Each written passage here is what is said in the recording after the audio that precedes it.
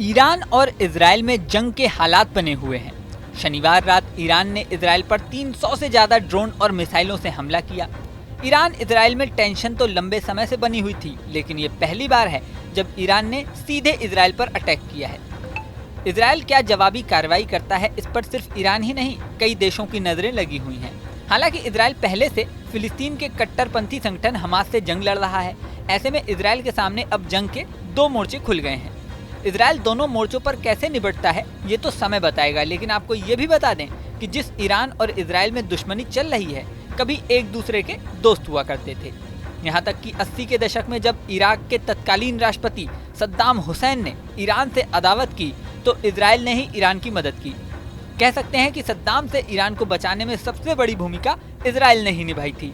इतिहास के पन्नों को पलटें तो पता चलता है कि 22 सितंबर 1980 को इराक के तानाशाह सद्दाम हुसैन की सेना ने ईरान पर हमला कर दिया। ये हमला इतना तेज था कि 2 महीने में ही ईरान के 2 लाख से ज्यादा सैनिक मारे गए। ईरान हालातों से निपट नहीं पा रहा था।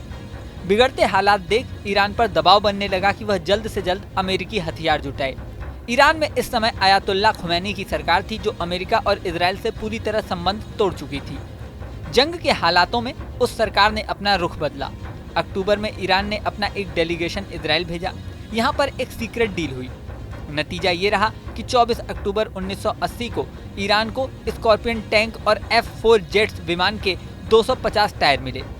दुश्मन दोषों के बीच पर्दे के पीछे चल रही इस डील की भनक अमेरिका को लग गई। उस समय अमेरिका में डेमोक्रेट जिमी कार्टर की सरकार थी। कार्टर प्रशासन ने इजराइल को आदेश दिए कि वो ईरान को हथियार सप्लाई करना बंद करे, लेकिन यहाँ फिर एक नाटक हुआ। चंद महीनों में अमेरिका की ही सरकार बदल गई। रोनाल्ड रीगन अमेरिका के नए राष्ट्रपति बने। इजराइल ने रीगन प्रशासन को ईरान की मदद के लिए तैयार कर दिया। तीनों देशों के बीच ये तय हुआ कि अमेरिका ईरान की मदद करेगा, लेकिन सीधे हथियार न भेजकर इजराइल के रास्ते भेजेगा। इजराइल अमेरिका के साथ ईरान की मदद कर तो रहा था, लेकिन वो बहुत संतुष्ट नहीं था। वजह ये थी कि अमेरिका ने जो हथियार ईरान को बेचने की मंजूरी दी थी, वो ऐसे नहीं थे जो जंग का रुख बदल दें। तभी इजराइल ने अपने जासूसों को काम पर लगाया। इजराइल के जासूसों ने फर्जी कंपनी बनाकर ईरान को हथियार दिलाए। हालांकि बाद में ये खबर सबके सामने आई। इजराइल ने न सिर्फ ईरान को हथियार दिलवाए, बल्कि इराक पर हमला भी किया, जिसके लिए अमेरिका तक ने उसकी आलोचना की। साल 1981 में इराक पर हमले में ईरान की मदद इजराइल ने की। इजराइल की मदद से ईरान ने इराक से जंग में खुद की हिफाजत तो कर ली, लेकिन जब इराक से सद्दाम हुसैन के शासन का अंत हुआ और ईरान इराक की जंग पूरी तरह खत्म हुई तो हालात फिर बदले। अब ईरान खुद को शक्तिशाली बनाने में लग गया। इराक से जंग के बाद ईरान ने भी परमाणु हथियार हासिल करने पर काम शुरू कर दिया। इसका खुलासा 2002 में हुआ। अमेरिका ने ईरान के इस कदम का विरोध किया।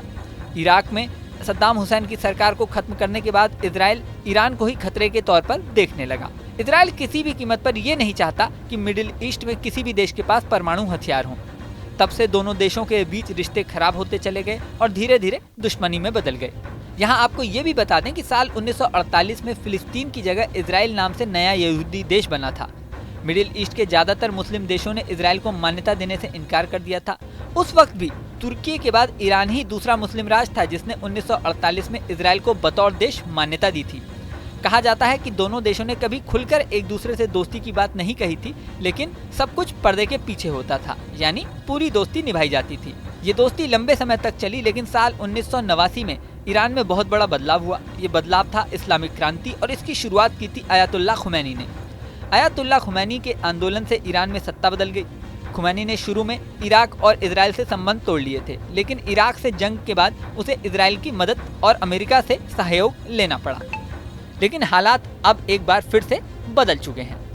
इस वीडियो में फिलहाल इतना ही। बने रहें न्यूज़ नेशन के डिजिटल प्लेटफॉर्म पर।